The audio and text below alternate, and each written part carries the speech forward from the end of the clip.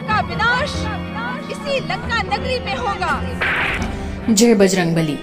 आज हम अपने ग्रंथ कथा रहस्य की अगली कड़ी में बताने जा रहे हैं त्रेता युग से पूर्व की घटित एक ऐसे प्रसंग की रहस्यपूर्ण घटना जिसके कारण भगवान विष्णु और भगवान शंकर के साथ अन्य देवताओं को भी धरती पर अनेक रूपों को धारण कर आना पड़ा। उस रहस्यपूर्ण प्रसंग का वर्णन शिव पुराण में मिलता है, जो कि अत्यंत ही रोचक और ज्ञानवर्धक है, जिसे जानकर आप जरूर रोमांचित होंगे। आइए उस घटना को विस्तार से जानते हैं। शिव पुराण के अनुसार जब जगत जननी माता पार्वती को ऐश्वर्य के मोह ने ग्रसित कर लिया, तब जगत जननी माता पार्वती ने भगवान शंकर से अपने मन की अभिलाषा बताते हुए कहा कि जिस तरह देवी लक्ष्मी, देवी सरस्वती और देवी रति अपने अपने लोकों में स्थापित आलीशान महलों में रहकर ऐश्वर्य का भोग कर रही हैं, जिसे देखकर मेरी भी इच्छा है कि हे नाथ, आप भी एक अनुपम महल का निर्माण करें।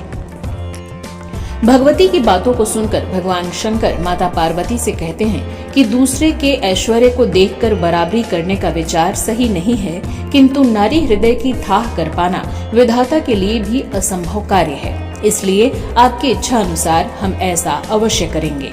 तब भगवान भोलेनाथ ने लंका नामक एक टापू पर सोने की नगरी सहित एक सोने के अनुपम महल का निर्माण किया और अपने गणों को भी बुलाया।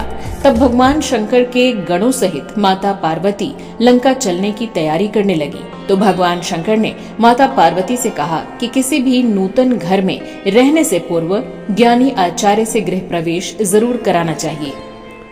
तब देवर्षि नारद को बुलाकर अपने परम भक्त विश्रवा को यथाशीघ्र अपने योग बल की शक्ति से लाने को कहा।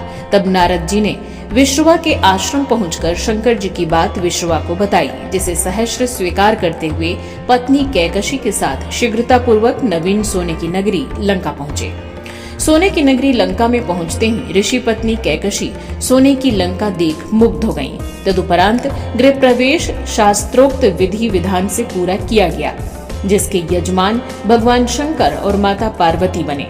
गृह प्रवेश पूजन समाप्ति के पश्चात भगवान शंकर ने विश्रवा को दक्षिणा मांगने के लिए कहा, जिसे महर्षि विश्रवा ने इनकार करना चाहा, किंतु लंका नगरी पर मोहित कैकशी ने रोकते हुए अपने पति ऋषि विश्रवा से लंका नगरी ही मांगने को कहा।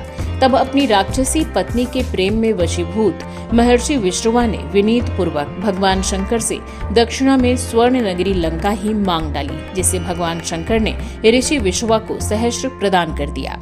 किंतु माता पार्वती अपने सामने अपने सपने की स्वर्ण नगरी को दूसरों के हाथों में जाता देख कुपित हो गईं और क्रोध से वशीभूत होकर जगत जननी ने महर्षि विश्रवा को श्राप देते हुए कहा कि जिस लंका नगरी को तूने अपनी पत्नी से प्रेरित होकर हमसे छीना है, उसी लंका नगरी में तुम्हारे संपूर्ण वंश का नाश होगा। पत्नी के कहने पर मुझसे छीनने का दुस्साहस किया है, जा, मैं तुझे श्राप देती हूँ। तत्पश्चात शापित लंका को छोड़कर भगवान शंकर और माता पार्वती अपने शिव गणों के साथ कैलाश पर्वत पर पुनः वापस आ गए।